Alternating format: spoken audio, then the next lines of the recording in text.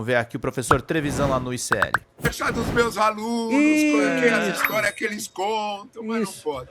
Mas, infelizmente, professor, o assunto segue sendo Donald Trump, a revogação do visto da embaixadora brasileira em Washington, Maria Luísa Viotti, é o capítulo mais recente de uma ofensiva dos Estados Unidos contra o Brasil às vésperas das eleições. A decisão acontece no momento em que Javier Milei, representante mais radical do trumpismo na América do Sul, também amplia os ataques ao presidente Lula e autoridades brasileiras e vê a Argentina ser rebaixada na relação diplomática com Brasília.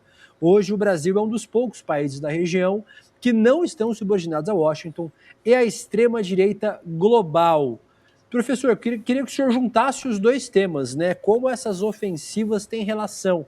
Ainda que me parece que não é uma ofensiva coordenada, não tem uma troca de telegramas, de mensagens de aplicativo, certamente há uma coordenação intelectual, né, que tem esse ideário de ataque ao Brasil, usando o proxy dos Estados Unidos aqui na América do Sul, a Argentina, e usando também Washington. Não há dúvida, William, né? O que me chama mais atenção, até outra vez nós estávamos conversando com a Elô sobre isso, né? É o formato da resposta do Itamaraty. Me chama muito a atenção isso, né?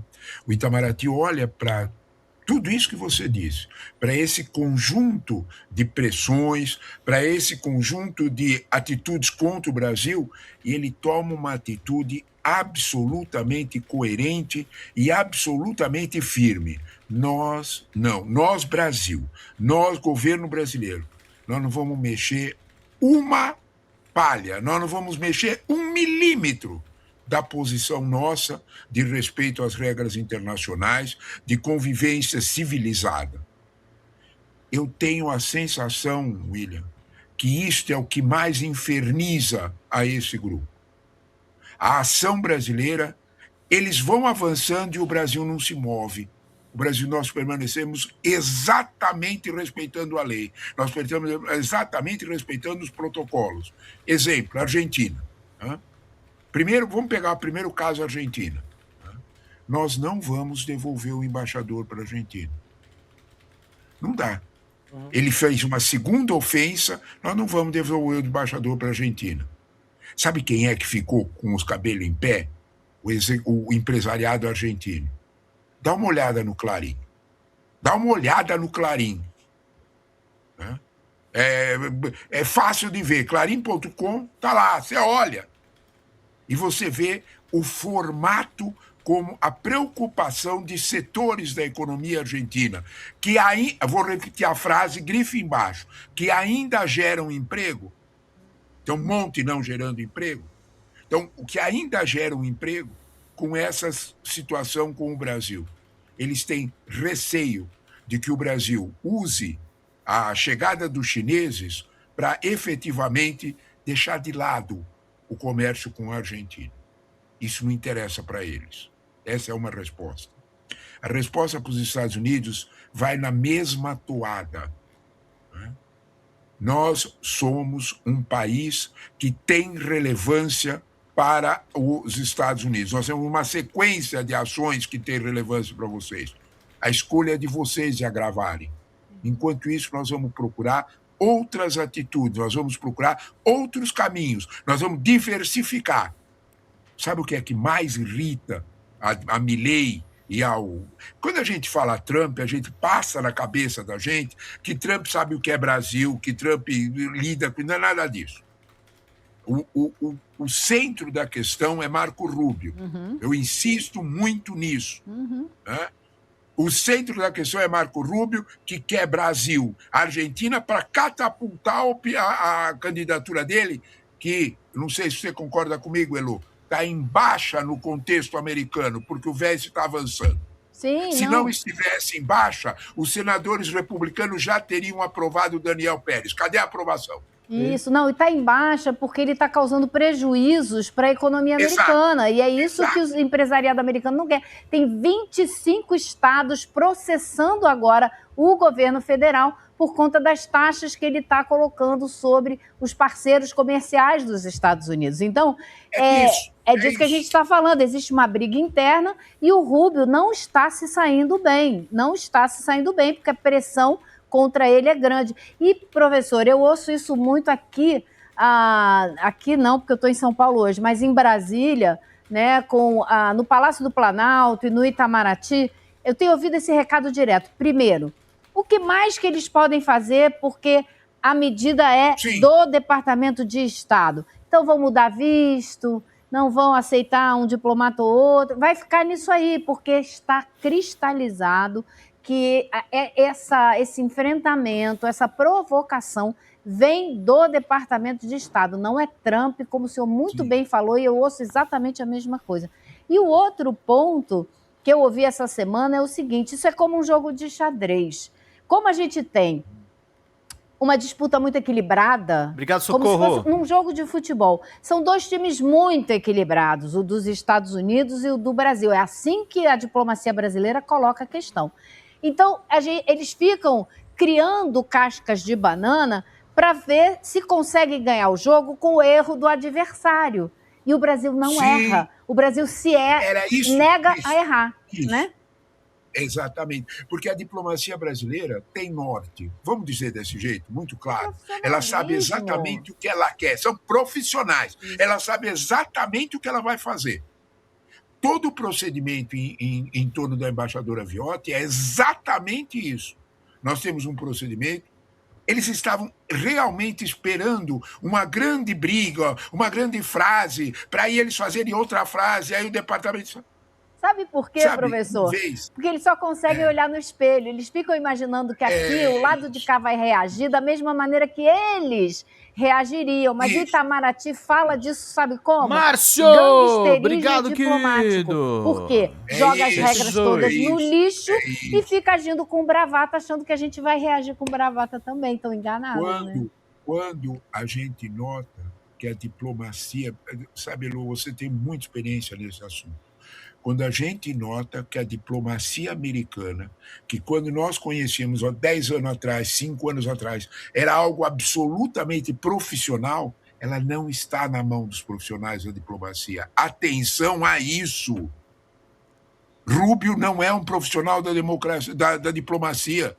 Daniel Pérez é um candidato a governador da Flórida que estava atrapalhando o caminho,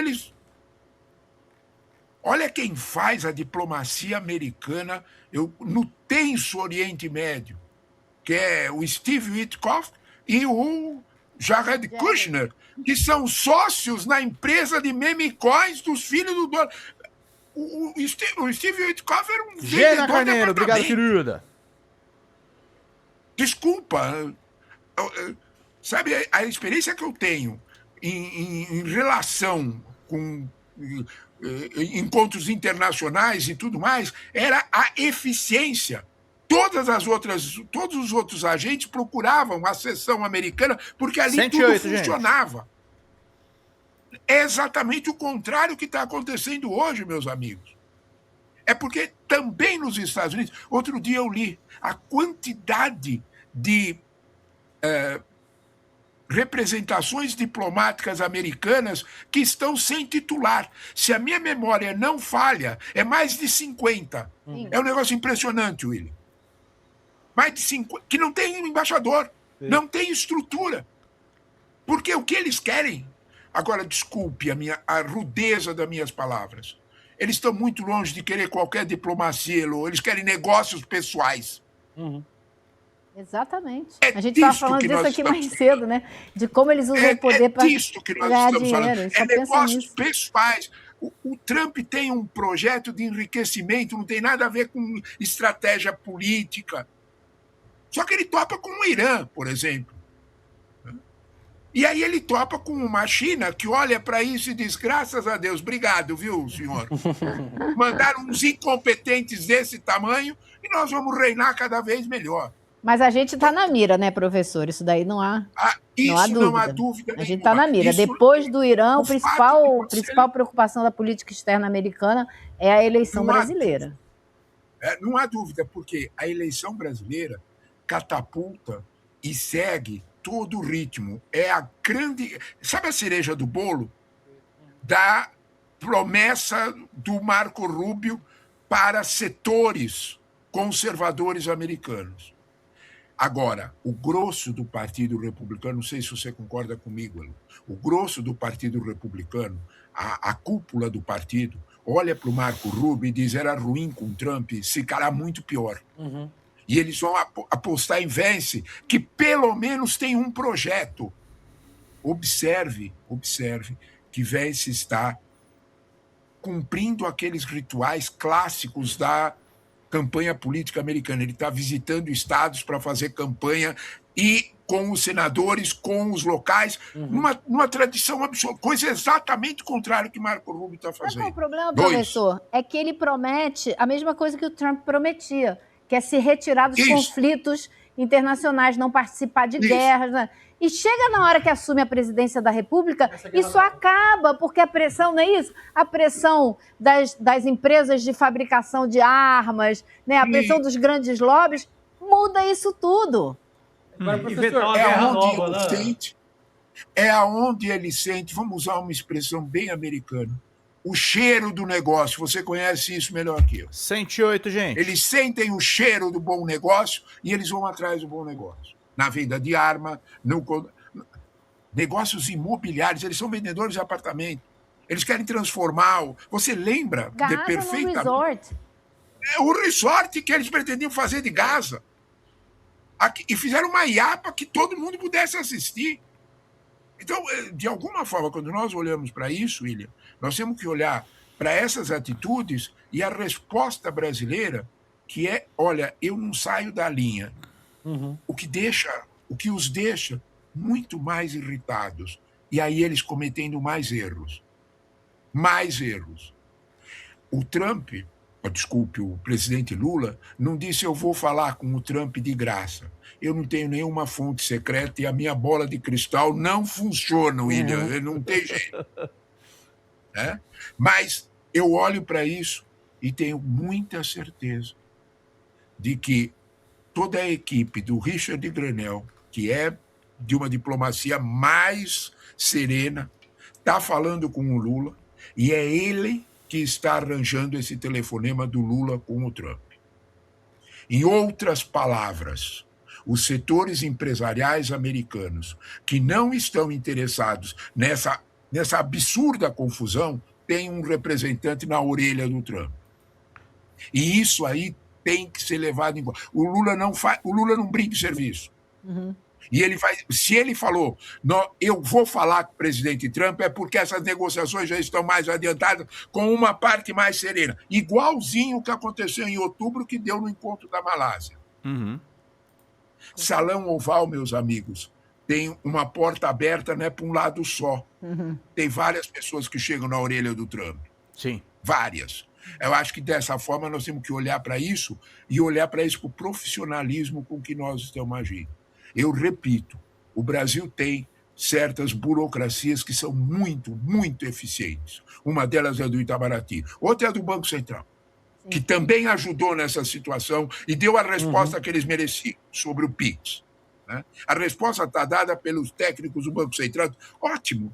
Deixa, eles estão fazendo propaganda do PIX para nós, mais estados africanos e asiáticos vão querer conhecer o PIX e nós vamos mandar gente lá para ensinar. A China está fechando acordo agora para aceitar pagamento em PIX, para que quando a gente for lá Exatamente. Exatamente. Nada mais, nada menos do que a China. Nada mais, nada menos do que a China. Ao contrário, e desculpe, meus amigos, mas ao contrário do que a gente olha para essa tempestade toda lá fora, de algum modo, o comportamento brasileiro está serenamente seguindo o seu curso. Sabe? Eu vou lembrar da minha tia-avó mais uma vez, sabe, a mulher, né? A caravana anda e os cachorros latem. Né? Deixa os cachorros latirem que a caravana anda. É exatamente isso. Perfeito, professor. Professor, quero te agradecer. Eu perguntei, nós já temos a próxima convidada, minha diretora? Já temos? Que a Jandira Então Fegali. vou aproveitar para me despedir do professor Leonardo Trevisan, agradecendo muito. Infelizmente, professor, vou ter que chamar o senhor. É um prazer sempre recebê-lo, mas certamente o nosso próximo tema vai ser Donald Trump de novo. Professor. O Trump vai infernizar a vida da gente, não tem problema. Isso é Tem mais 2 anos, professor. Oi, gente, eu sou a Sara Miranda do Folha TV. Eu tô aqui para agradecer sua presença no nosso canal e pedir para você continuar apoiando o nosso jornalismo progressista independente, que precisa muito da sua ajuda. A primeira coisa, se você não está inscrito no nosso canal, já faz isso agora e receba as notificações das nossas lives. Além disso, você pode acompanhar toda a nossa programação durante a semana. Também tem outras formas de você continuar nos apoiando financeiramente. Uma delas é pelo Pix, folhademocrata@gmail.com. Também temos o apoia-se/Folha TV, onde você faz contribuições mensais e recorrentes e nos ajuda muito. Além disso, você pode se tornar membro do nosso canal. Clica lá no YouTube em tornar-se membro, veja qual é o pacote que melhor cabe no seu bolso e fique mais pertinho da gente, inclusive em grupo de WhatsApp com toda a nossa equipe com quem você pode interagir. Apoiar um canal progressista também é uma forma de militância. Então fica aqui com a gente, apoia o Folha TV, eu te vejo nas próximas lives. Beijo, até mais!